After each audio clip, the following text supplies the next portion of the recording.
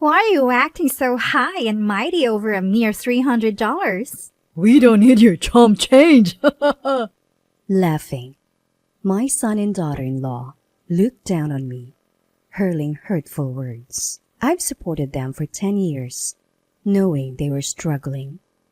Seeing the two of them never settling into steady jobs, I always held back my complaints, wondering how I could help. And this is the things I get? Why did I ever think of helping them? I believe that one day they'd appreciate my efforts and change their attitudes. But that day never came. Isn't that answer enough? They've taken 10 years of my time and drained my hard-earned savings. Yet they scoff at my assistance, saying it's not enough and just spare change. I've given everything for my son and his wife without saying a word for 10 years. But that ends today. My name is Susanna, a woman in her 50s. My husband passed away, and now I live alone. We have one son, David. He moved out after college, married a woman, and started his family. Their home is close to mine, but truth be told, we don't get along. Son and daughter-in-law was what you would call a reason. David married Anissa, a co-worker from his first job after college. Anissa left the job when they got married, but less than a year later, David quit his job. Apparently, he got into trouble with his boss. David thought he could quickly find another job, but things didn't go as planned. He struggled to find a suitable position and eventually gave up on working altogether. Anissa showed no signs of wanting to work either, and they quickly fell into financial hardships. To help, I started giving them $300 a month. They were grateful at first, and I hoped they'd eventually stand on their own. But 10 years later, my monthly support seemed like a given to them, not a gift. One month, when I was busy with family events and couldn't meet them for the usual handoff, they came knocking late at night. Mom, you have to give us our money. Are you forgetting things in your old age? Every time David teased me, my exhaustion from consecutive days would overwhelm me. "I'll give you the allowance another time. Can you please leave for today?" But Anissa, with her face burning with anger, shouted, This happens every month. Just because you're my mom-in-law doesn't mean you can treat me this way. and grabbed me by the collar. Suddenly wide awake from the shock, I handed over the already prepared $300 to my son and daughter-in-law that day. You should have given it to us straightforwardly from the beginning. I don't want to raise my hand against my mom-in-law, she said. That's right. David chimed in. Please listen to what we have to say. If Mom gets dementia in the future, we're the ones who will be taking care of her. Wouldn't it be smart to be in our good graces now? Their audacity infuriated me, but if I retaliated and displayed a domineering attitude now, I might injure their pride. I didn't want them ending up like David when he had left his job, possibly never regaining their footing in life. With that thought in mind, I swallowed my frustration, smiled, and simply said, "I'm sorry," accepting their words. I retrospect, I think I had a wrong approach from that time onward. However, my overwhelming desire for them to somehow get their act together prevented me from seeing things clearly. But that wasn't the only unpleasant memory with them. One day at work, I got a call from a neighbor who has always been kind to us. Susanna, can I talk to you for a moment? It's about your son and daughter-in-law. "Oh my, I'm so sorry. I'll be right over." Apparently, when the neighbor returned from shopping, there were signs of a break-in. And after checking the security camera footage, the culprits turned out to be my son and daughter-in-law. Though the room was a mess, fortunately nothing was stolen. The neighbor, knowing our situation, chose to contact me first instead of the authorities. I left work early, got in touch with David and Anissa, and the three of us went to apologize. I am deeply sorry, I kept repeating, while David and Anissa showed no signs of remorse. Although our neighbor was visibly upset, after agreeing to cover the cost of the broken window, the matter was settled. But on our way home, David and Anissa made a shocking statement. Why are you old folks so narrow-minded? We just wanted to borrow a few things. David scoffed. I let out an incredulous "What?" But without even glancing at me, Anissa added, Exactly. What did we even do? We might have broken a window and ransacked the place, but we didn't steal anything. Isn't she overreacting? To which David nodded. Exactly. I couldn't fathom their justification and stayed silent the entire time. I regretted not standing up to them and expressing how I felt. Could say it was my weakness that I couldn't do that. The episodes of David and Anissa's unchecked behavior continued to stand out. Thankfully, apart from the incident with the neighbor, they didn't trouble anyone else. I continued giving them their allowance, and whenever they pleaded for something, if it was within my budget, I'd buy it for them. David wanted toys and gadgets to fit in with his friends. Anissa craved branded items so she wouldn't feel inferior to others. Their demands escalated over time, and they began to rely on me for just about everything. It wasn't just about money anymore. On my days off, they'd call me over to do their household chores, working me tirelessly. We all need money to survive. They had neither the means nor the will to earn their own, so I had no choice but to support them. No matter how exhausted I was, I worked hard. Even when I was drained from work, I managed to do the household chores they asked of me. As a result, my health deteriorated. Dark circles formed under my eyes, my skin broke out, and I constantly felt dizzy. Seeing me like this, my son and daughter-in-law joke. You look like a monster. Anissa pointed at me and said, You've given up on being a woman. I was too drained to even respond to their cruel words. I knew I was reaching my limit. But I believed that if I didn't keep going, both they and I would be ruined. So I pushed through, doing my best to keep moving forward. Deep down, I wished I could lean on someone else. Admit I didn't want to push myself anymore.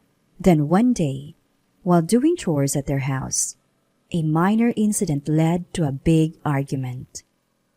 I was worn out and had no patience left, so every little thing they did irritated me. Anissa snapped. All this fuss over just $300? David, taking her cue, said, I don't need such chump change. and handed back the $300 I had just given him. If you want to give us money, bring a better amount. They laughed, looking down on me. That was the last straw for me. I get it. I'll stop then. Without thinking about the future or their well-being, the words just spilled out. They tilted their heads in confusion. But when I started packing to leave, they burst into laughter. Mom, stop joking. Without us, you'd be all alone. You wouldn't survive without your precious son and daughter-in-law. Mom-in-law, when did you become such a joker? If that joke wasn't funny. You had me worried for a second. Thinking I wasn't serious about stopping the financial support, they continued to mock me. Go ahead and try. But if you do, we'll cut ties with you. Let's see if you have the guts to live all alone. Come on. Our spineless mom-in-law can't do that, right? You want to take back what you said in no time. Seeing their cruel behavior, I finally woke up. Why was I sending them money, buying them things, and doing their chores? What was in it for me? I was just being taken advantage of. They treated me like a housemaid. And even at my breaking point, they acted this way. They might be my family by law, but I couldn't recognize them as such with their behavior. Sorry, but I'm serious. Don't regret your words later. Even after I said that, they just laughed, thinking it was a joke. Go ahead and try, but you'll regret it. I can already see it. David's words ignited a fire within me. I was determined to make them pay. I would make them realize how valuable I was to them and how wrong they were to treat me so poorly. As I packed my things to leave, all I could think was how I'd make them suffer. First, I cut off all the financial support I had been providing to my son and daughter-in-law. No more money, no more financial aid, and no more household help. For someone who had lived for their sake, this act of not considering them at all was a first for me. I could finally rest without thinking about them. I could spend my money on myself and only do household chores to my satisfaction. I realized how liberating it was to live this way. They said I'd never be able to cut ties and live alone. But this life, free from others' control, was exactly what I had been longing for the past decade. I decided to take another step to corner them. The apartment they were living in was actually rented in my name after they lost their previous home due to financial troubles. Of course, I was the one paying the rent. If I was cutting off all support, it made no sense to continue paying the rent. So I contacted the apartment manager and decided to terminate the lease. The manager, aware of our situation, was understanding and agreed. In a month, they'd have to leave the apartment or the police would be notified. That night, I messaged them. If you don't leave the apartment within a month, it'll become a police matter. They read the message immediately, and within minutes, my phone rang. Mom, what's going on? Where are we supposed to live? David yelled. I could hear Anissa panicking in the background. Did you forget I was the one paying the rent for that apartment? I told you I'm cutting off all support. So it's only natural I end up the lease too, right? We'd never agreed to that. We thought you were just stopping the monthly allowance, not everything else. David's entitled response made me chuckle. After all the hurtful things they said, they still expected me to support them in other ways. Their audacity was dizzying. I had given them everything, my money, my time, all for their sake, all because I wanted them to have a self-sufficient life. But it was a mistake. The more I indulged them, the more they took advantage. In that case, I should have made my stance clear and made them listen to me from the start.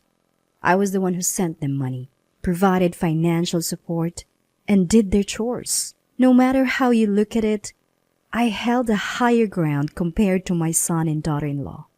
They should have shown respect and gratitude. Yet they treated me like a mere housemaid, a tool, an ATM, and even had the audacity to mock me when I was at my lowest. Why did I try so hard for them, even when they were unreasonable? I endured without speaking up.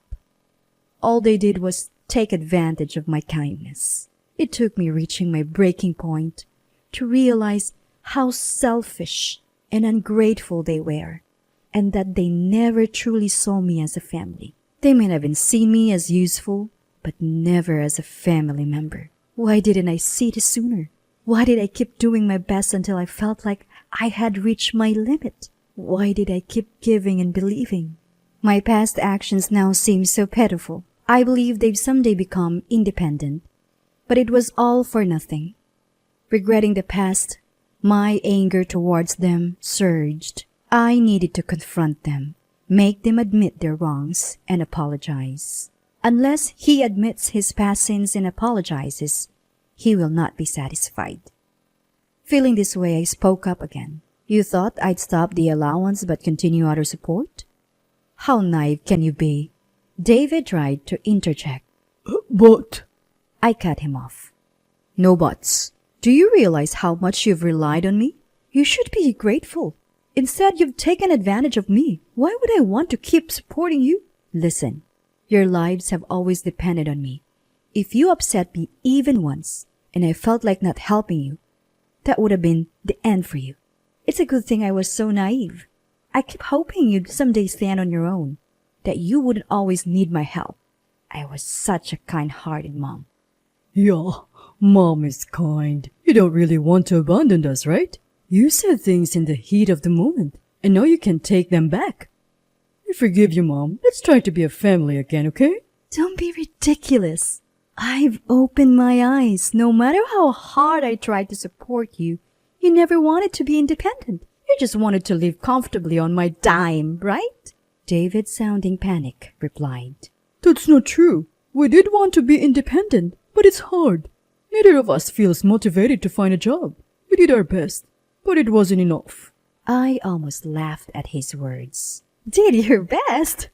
I've watched you two for years. You never tried to find jobs or live frugally. You just enjoyed carefree life on my dime. Listen, Mom, we're truly grateful for everything you've done. We know we owe our lives to you. We need you. Start over. What? Why would I need you? One's an unemployed man who's been jobless for a decade, and the other's fake housewife who only thinks of herself. Why would I want you in my life? Do you know how much I've sacrificed for you? I've worked every day to provide for you, even doing chores on my days off. I'm not foolish enough to want that life anymore. Don't say that, Mom. We need you. Without someone like you to support us, we... No matter how much I tell him, David doesn't listen to my opinion and tries to push his own opinion. Before I could reply, I heard, Let me talk. And Anisa took the phone. Mom-in-law, I'm fed up with David's selfishness too. Men should work and support their families, but he just plays around. I regret marrying him every day. I'm a victim just like you. Please help me. Anisa was trying to save herself at David's expense. When I was stunned by his attitude, Anisa continued speaking. She continued, I'll do anything. Be your housemaid, whatever you want. Please don't abandon me. After those words, I could hear son and daughter-in-law arguing again over the phone, fighting over who gets to speak. Suddenly, due to the loudness, or maybe they bumped into something, the call got disconnected. Days went by without another call from my son and daughter-in-law. It seemed their relationship deteriorated significantly after that incident, leading them to decide on a divorce and go their separate ways. They blamed each other, even demanding alimony, causing a lot of disputes before the divorce was finalized. After the divorce, both tried to reach out to me. However, by that time, I had already blocked their numbers, so I never heard their side of the story. David started working part-time at a factory, day and night, managing to make ends meet. On the other hand, Anisa, in tears, fled back to her former in-law's house. When she confessed everything to her former step-parents, they were furious. She was brought by her former step-parents to apologize, but she cried throughout, making it hard to understand her. Since then, I'd been living for myself. For 10 years, I was bound by the presence of son and daughter-in-law, never truly cherishing my own time. Living a life centered on myself felt incredibly refreshing and irresistibly appealing. Losing son and daughter-in-law left me all alone in the world, but I came to see that as a blessing. I don't know what the future holds. There might come a time when I can't live just for myself anymore, but for now, I've decided to live solely for my own sake.